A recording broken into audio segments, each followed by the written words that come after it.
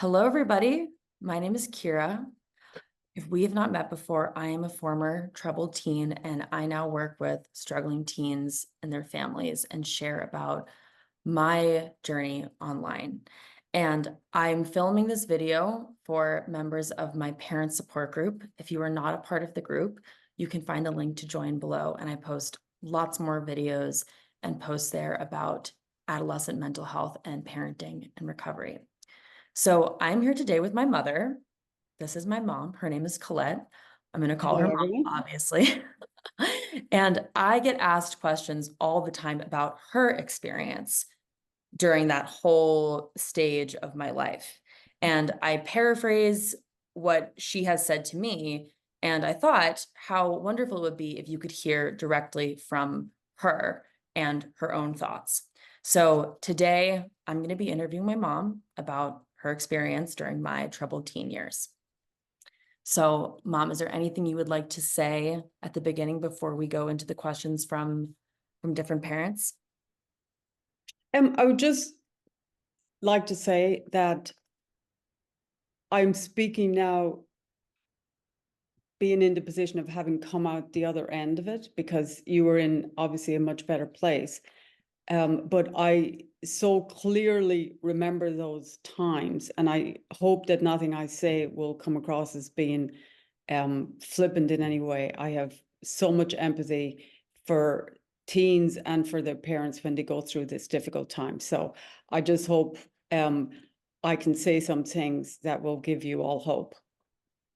Yes, I appreciate you saying that. I as well want to say for myself, in listening to me, please do not project my current level of maturity and insight onto teenage me. I'm very damn 27 now. I would not have been speaking or articulating my experiences this way when I was in that stage. I was definitely a lot less wise than I am today. Okay. So first question, Mom, what do you wish you knew then? Okay, so the first thing is the difference in context between how you grew up and how I grew up. I obviously knew about it, but I didn't appreciate the importance of the effect it would have.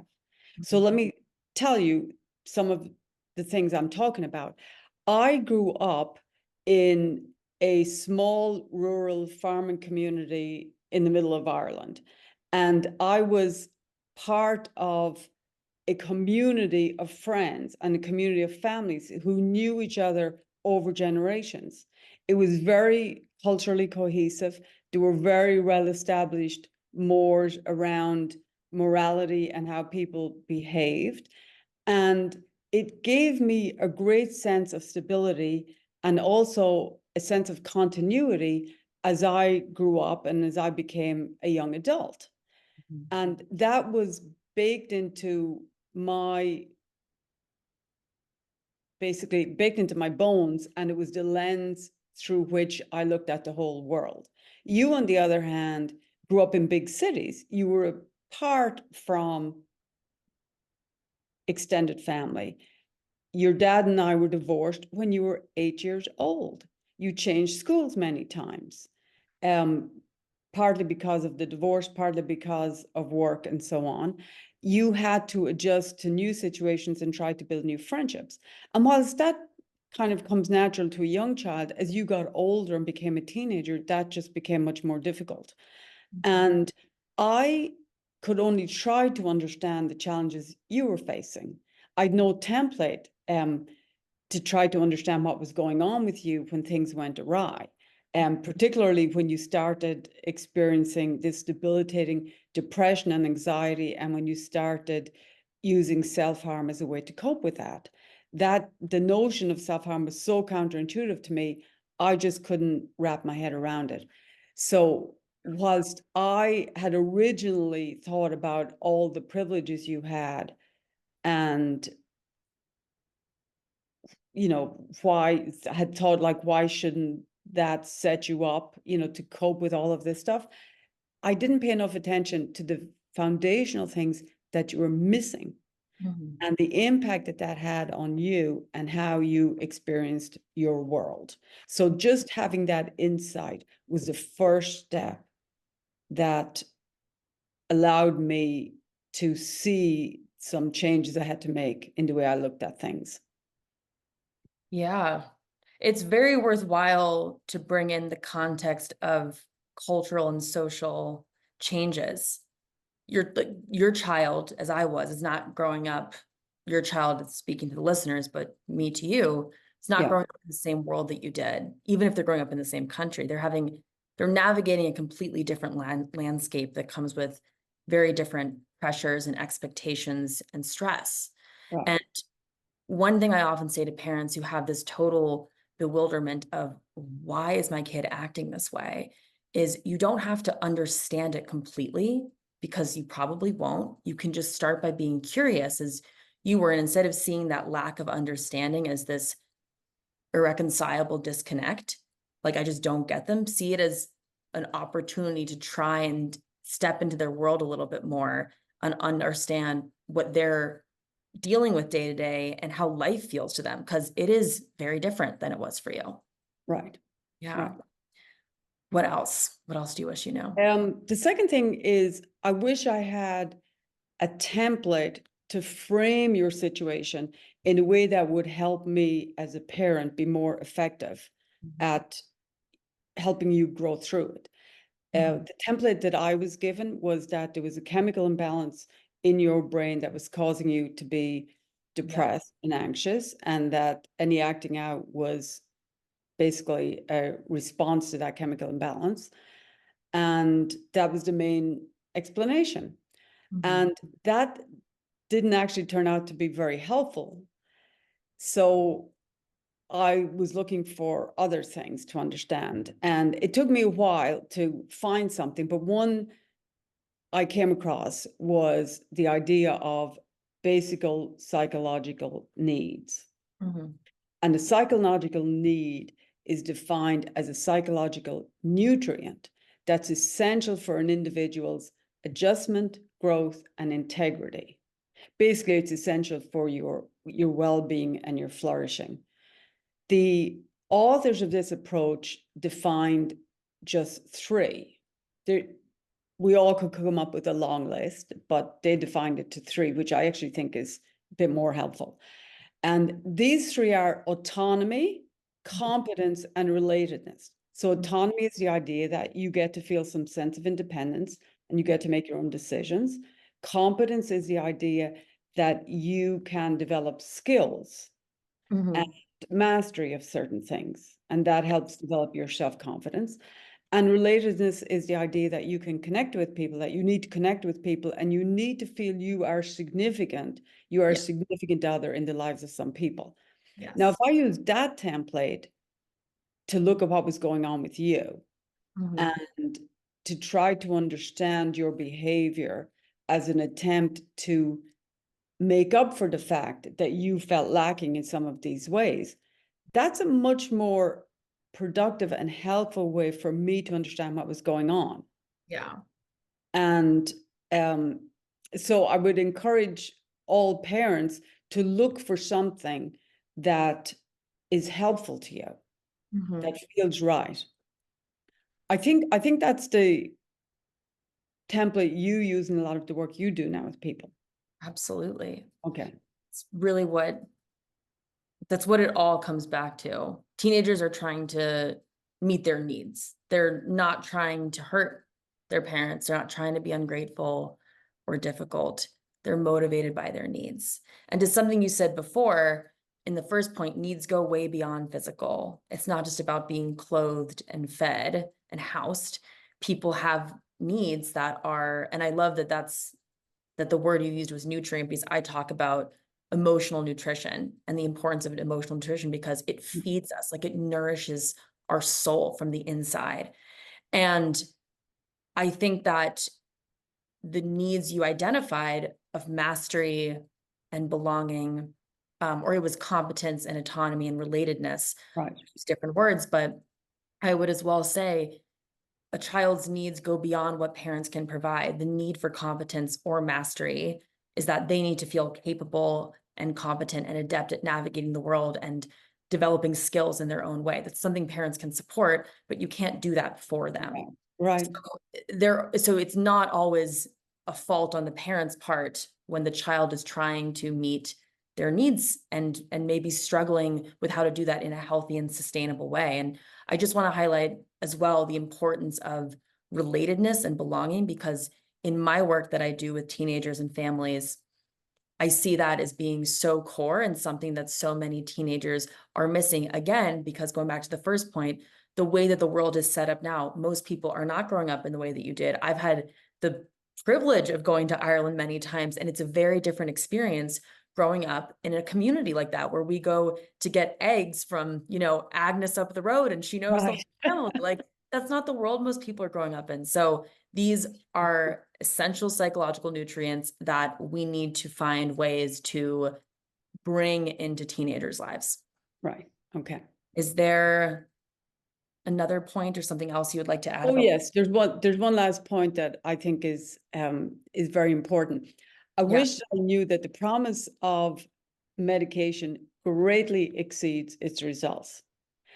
Now, that's not to say it's not helpful or even required in certain situations, but it is to say that the solution to your teen's problems doesn't usually lie in a pill or in many pills, and you should manage your expectations accordingly. In your case, the psychiatrist that was recommended by the school, met you, took a brief inventory of symptoms, and just prescribed you antidepressants. And then when they didn't work, she just said, well, just, double the dose. And if there was any side effect that came up, she would then find another pill to kind of mitigate the side effect. Yeah. So I had originally thought that psychiatrists tried to get to the root of a problem. Mhm. And what I found was that they don't really do that, that instead what they're trying to do is to figure out which medication is most likely to mitigate your symptoms. Mhm. Mhm. And that just didn't work because the medication did not mitigate your symptoms really. You were assessed by 4 different psychiatrists altogether, and they all invariably took exactly the same approach. Yeah. And once I realized that, I looked for a more human-centric or human-centered approach, There you go. something Yeah. that was more holistic, that would try to get to the root cause. Mhm. And over time, you withdrew from all those medications. Yeah.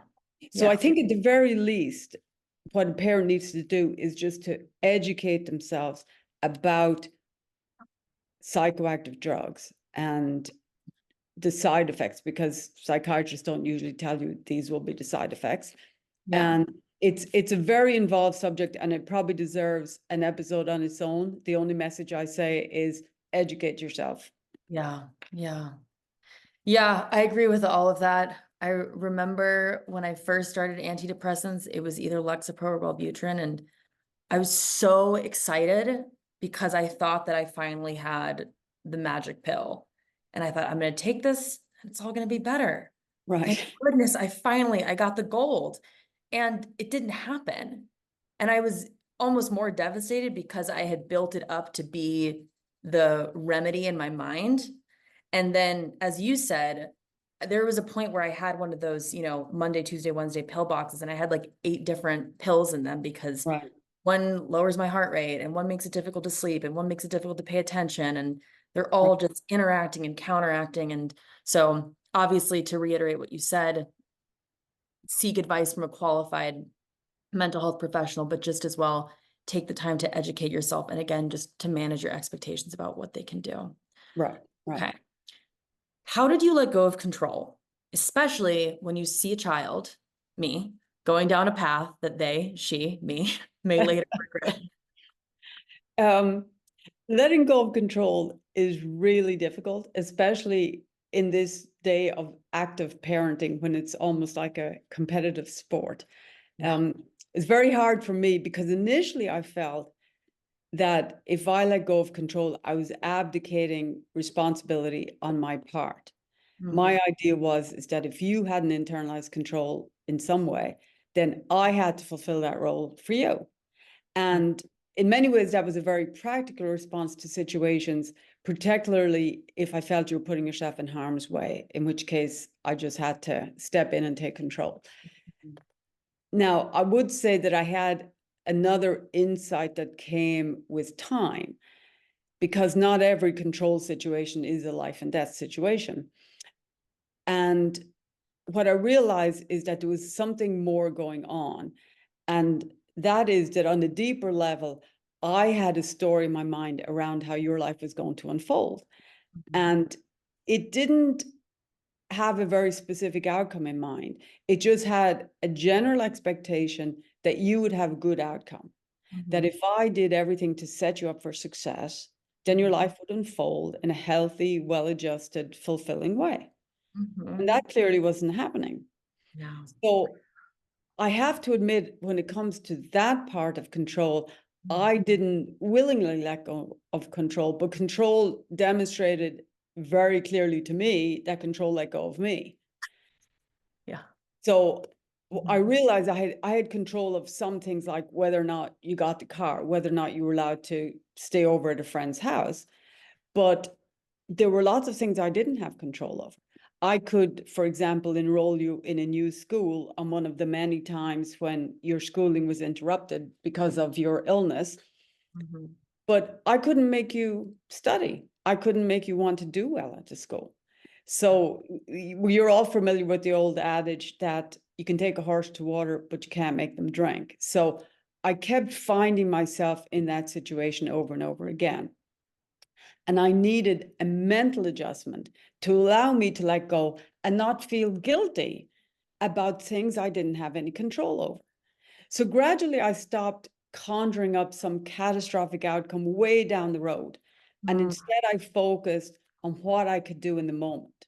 So there yeah. was no point in me, for example, obsessing about whether or not you could finish the school year and do your SATs, Mhm. when the more immediate problem that was staring right in front of me was whether or not I could get you out of bed. Yep. Um, when you were Yeah. at your worst, Yeah. the Yeah. prescription was to just get you out of bed and have you walk a few blocks.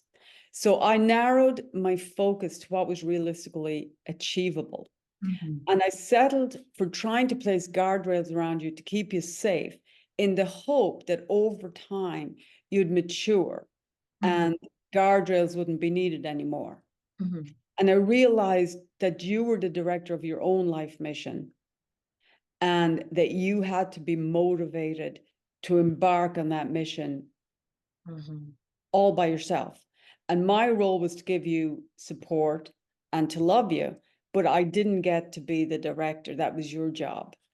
mhm, And I have to admit, there was a certain amount of grief I felt because I had to relinquish all the dreams I had for you and to accept that you were going to either find your motivation and find your desire to embark in your own life mission or not. But I couldn't do much more than just be loving and supportive. mhm, mhm. I think your line of thinking is totally logical and also very common. There's sort of this standoff where the parent says, show me you can be responsible and I will give you the Right. freedom. Teenager says, give me the freedom and I will show you I can be responsible. And many parents do exactly what you did, which is you don't feel that you can give them that range until they show that they're capable of it. And of course, it's a tricky balance because you do need to have guardrails. As you mentioned, it's not just, hey, go off to the races. Here are the car keys. Right. Here's, a credit card. Like, just go, you can turn your location off, go do whatever. It's not like that. But what sort of happened was because you were always bringing things to my attention, and excuse me for, I say this with all the love in the world, but we're constantly on my case. Yes. Do this, do that. Like, get up, do your math homework, Yeah. go outside, go for a walk. I didn't have any room to form my own relationship to those aspects of life. There was no space for me to realize, oh, this is my health. This is my education. This is my passion, whatever it is. So when you did that, you gave me the chance to experience natural consequences sometimes, experience wins, and to find intrinsic motivation that was not just reacting to what you were bringing, but was coming from me and from what I wanted. So, as you said, it's a bit of a leap of faith for sure, because sometimes they're not demonstrating to you that they can handle it yet, but you do have to give them an opportunity to do that. Um, and I just want to say as well, I think it is so important to give yourself that grace because it's heartbreaking to see your child struggle. Every parent would take on the pain themselves rather than watch their kid go through it. And I think that it must be so difficult to come to this place that you're explaining of acceptance and of surrendering almost to this is their journey and I can do what I can, but I can't do it for them. Right. Yeah. Yeah. Next question. When I was very upset and I wanted to do something to escape that, how did you balance being compassionate versus holding boundaries? Okay, so I would say when safety is on the line, there is no compromise for me. I can't remember the number of times you wanted to go off in the car, drive by yourself before you had much experience and before you even had a license. Yeah. And you would beg me and bargain with me. And Yep. I had to hold a firm boundary on that. That was just non-negotiable because that was a dangerous thing to do. But most situations are not so black and white. Yeah. And those situations require judgment and they require the building of trust over time. And Mhm. it's exhausting as a parent to have your resolve continuously tested. And Yeah. teenagers are very, very good at doing that and trying to wear you down. Yeah. Um, Having said all that, you can't lock them up. You can't say no to every request. You have to allow them the opportunities to show that they're growing, to demonstrate that they can be trusted. Mhm. One thing I used to do with you was employ a delay tactic to avoid having you ambush me with this sudden last minute urge to do something. So, Yeah. for Yeah. example, if you wanted me to drive you to see a friend, I might say, I can't do that right now, but I'll Yeah. be able to take you in an hour. Mhm. And that would buy me some relief. But Mhm. more importantly, what I was trying to do is I was trying to force you to develop an ability to wait for what you wanted, to Yeah. manage any anxiety you had about feeling this needs to happen right now. Yeah. Um, so I was trying to build and exercise that muscle in you. And that was one tactic that I found to be very helpful. Yes. I'm just laughing thinking of all the times I begged you for the car and the brilliant arguments that I came up with to try and get those keys. Yeah. I wrote a post recently that I'll also link below about how this felt to me at the time, which was when an opportunity would come along. I want to go to a friend's house. Sometimes I was like, I just want to drive and listen to music, or I need to go buy something at the store. I need to go, go see someone. It would feel so urgent and so necessary that it felt like oxygen. I did not know how to regulate without it, without that immediate relief. Right. And it was very important for me to learn how to have patience and self-discipline, and as well to not always just be responding to the intensity of my own emotions, but to, Right. be able to develop that ability to self-soothe and to manage in other ways besides just this extreme reactivity. So, yeah, I Yeah. definitely, And one word I love for it is yeah, delayed gratification. yeah, Because totally. delayed gratification, the ability to delay gratification is just one of those key Yeah, skills that teenagers need to learn. absolutely. They Yeah. really struggle to see beyond the moment. They really, Yeah. that's very difficult. Yeah. Um, was very difficult for me. Okay. How do you respond in moments of big emotion when your child is having a meltdown? Okay. Well, there were lots of those moments. Mhm. It took me a while to learn how to manage that because my energy was very sensitive to your energy. And if you were agitated, it was difficult for me not to be agitated too. So it was kind of a vicious feedback loop that was not very helpful at all. So if I felt I couldn't hold it together, I would leave temporarily until I could cool down. For example, I might go take a shower. I might go for a walk around the block. I might just go down to the coffee store and come back, and I'd wait until I was cooled down and could better deal with the situation. And one analogy I found particularly helpful with this is the idea of diving down below an oncoming wave. Mhm. The Mhm. idea is not to stay on the surface of the water, where the water is very turbulent and you're just going to get tossed around, emotionally speaking, Yeah. by your kid. Rather, the idea is to take a dive below until you reach calm water and let the wave pass over you before you come up. Yeah. Now, it takes practice to cultivate this kind of calm, but it's so much better to parent from that place Yeah. than from allowing yourself to be tethered to your child's moodiness. Mhm. Mhm. Yes.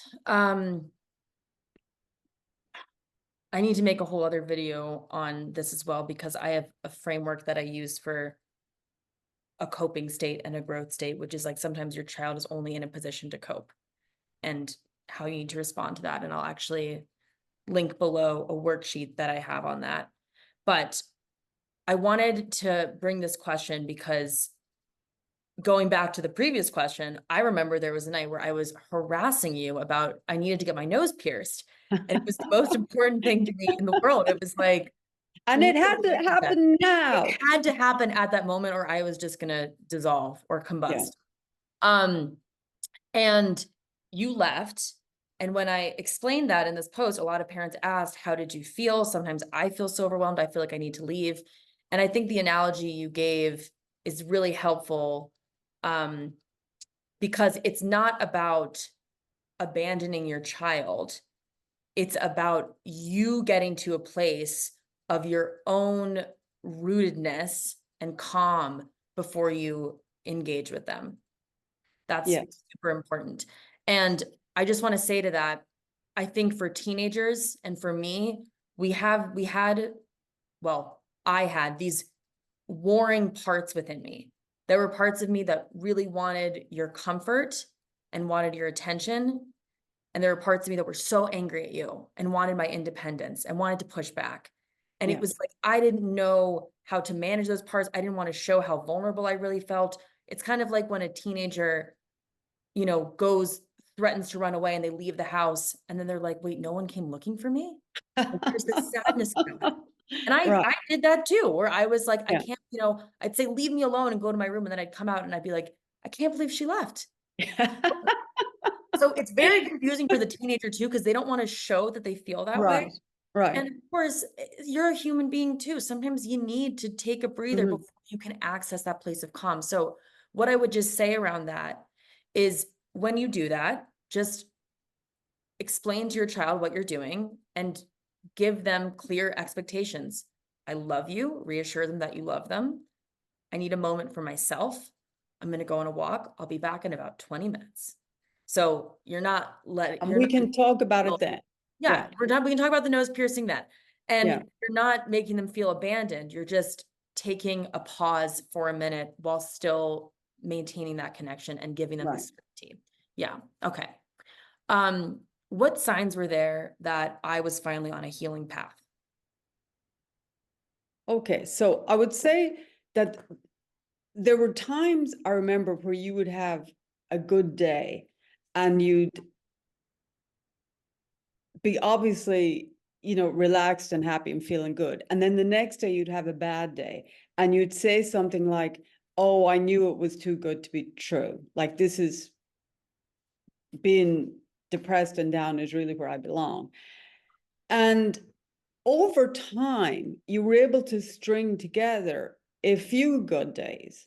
Mhm. And I think that happened often enough that you realized that it was actually possible Yeah. to have a different existence, Yeah. and that you weren't willing to settle for just feeling depressed and anxious and dysfunctional all the time. Yeah. Instead, you got a taste that it was actually possible to live life differently, and you were going to do the work to get there. And Yes. when you got to that point, you were willing to confront reality instead of trying to escape from it. Mm. And you started to rebuild your confidence and your sense of self from the inside out.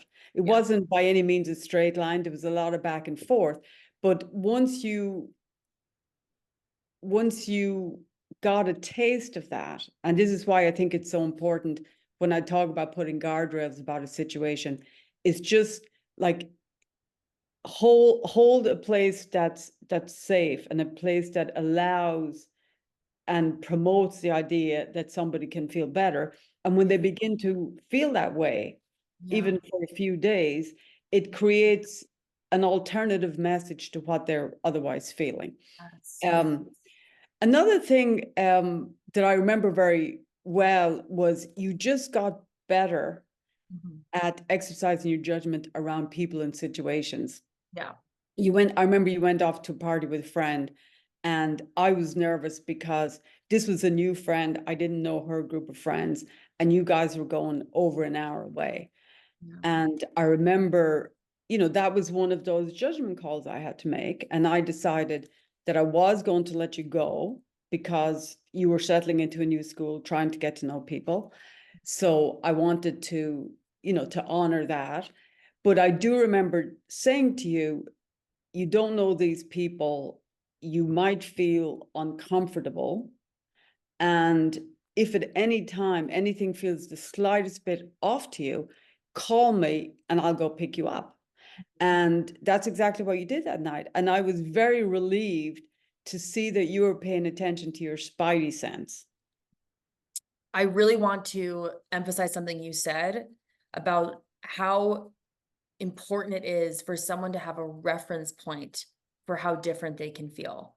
Because I was so habituated and accustomed to feeling depressed, suicidal, Right. and I had no hope I could feel differently. And I remember like one time I was in wilderness therapy and we were doing these like mud masks that probably had cow feces in them, honestly, on our faces by this pond. And I was laughing, and one of my friends said, "It's cool to see you so happy." And I was like, "Oh my God, I feel happy." Like Right. it it's like when the sun comes out after it's been, winter for so long, and you're like, "Wow, I can feel this way." So it's really difficult for someone to conjure that in their mind.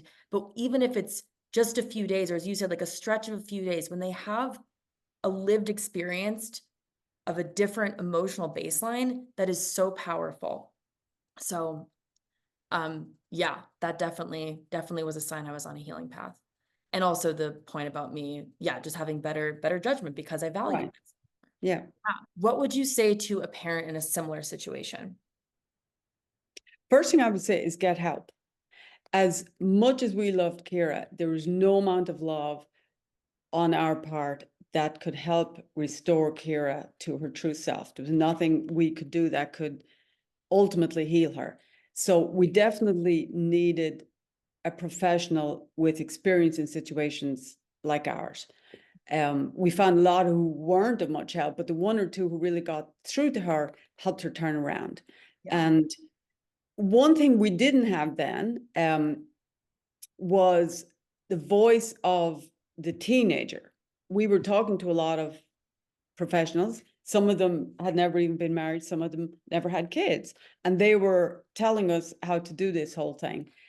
And I think what you do now, where you represent the voice of the teenager, but from the vantage point of someone who's been through it and come out the other side, is actually enormously helpful.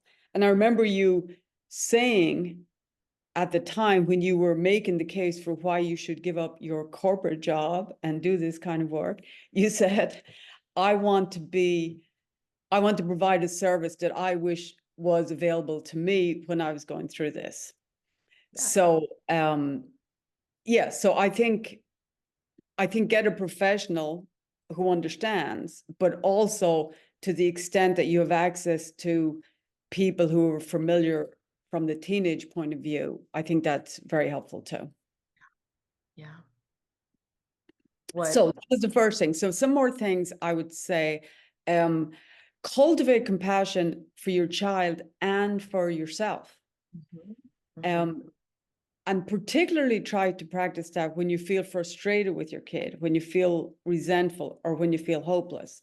mhm. And important to remember to cultivate it for yourself as well, because there's sometimes you're going to have to give yourself permission to do things that feel counterintuitive to you.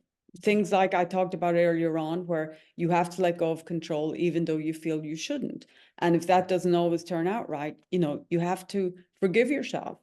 Yeah. So I think that compassion is really important. Mhm. Another thing I would say that I thought was enormously helpful was to try to develop a way to resolve conflicts quickly in all relationships. You'll find this in your marriage too. It is inevitable that you'll disagree on things, that you'll have rows about things. You should take that for granted. That shouldn't, set you off course. The important thing is, how quickly can you make up? Do you have a way that you both use to quickly resolve any arguments and get back on track? That's hugely important. Yeah. And let me think. Yes, last thing I would say is it's really important that you believe your child will get better. Now, even if the evidence is completely to the contrary, and it may very well be when you add up all the reasons why you should and the reasons why you shouldn't, Mhm. you have to choose to believe your child will get better, because that will be felt in a very tangible way by your child. And it's very important that your child knows that you believe they're going to get better. Yeah. Yeah. I have one thing to add, but I agree with that last point completely because when I was, yeah, just in the hardest days of my life, when I was in wilderness therapy, when I was in boarding, like, that therapeutic boarding school, Right. when you would write to me and you would say, and you would remind me of my gifts and the twinkle in my eye and what you saw in me, it helped me feel that it was still there because I was like, well, if she sees it and she believes in it, maybe I haven't lost myself. Maybe there's some parts of me still here. Um, and I felt that you believed in me when I didn't believe in me. Okay, And the good. last thing that I would add is I think it's really important to have to connect outside of just your concerns and what is difficult, because when there is so much dysfunction and chaos, that can become the main point of connection. Like you're always connecting on Right. what's going wrong and trying to fix things. And the whole relationship is filtered through that lens of fixing. So find little moments of connection. I know that one thing we used to do was we both love older TV shows like Bewitched, or like Doc Martin. It's not as old, but it's about like, this cute like seaside cottage. It's like British TV shows. We loved those. And driving, we would listen to music when we'd be coming home sometimes. I'd be like, Mom, can we play one more song? And, Right, right, be right. on some more laps around the neighborhood, just playing music. So just having moments like that. Okay. And lastly, I'm glad you remember those, by the way. I do. I remember we had a few favorite songs too. Um, what is your biggest takeaway? My biggest takeaway, if I could distill it all down to one thing, Yeah. is that you don't get to decide what kind of person your child will turn out to be, but you do get to choose what kind of parent you are going to be. And the Mhm. most important thing is for your child to feel loved and supported by you. That is the single most important part of your job as a parent. And as long as you do that, regardless of how things turn out, you've done a good job. Yeah, 100%. 100%. Do you see who your child is, like in their soul, the core of who they are, and do you love them? That's the most important thing for them to feel. Absolutely. You said it perfectly. Mom, thank you so much for your time, for your openness, for your My insight, pleasure. your brilliance. I have really appreciated the opportunity to talk with you about this, and I'm sure everyone else did. And I think we'll probably do more because I already have think there's many more things we could talk about. Thank you all so much for your time listening, for being with us here today. If you found this helpful, you can find more videos on my channel here or in my free Facebook group linked below. And if you would like to have a conversation and connect to see how I can support you and your family, you can find my website and a link to book a call below. Thank you again, Mom. You're welcome, Kira. My pleasure. Bye. Bye. Bye bye.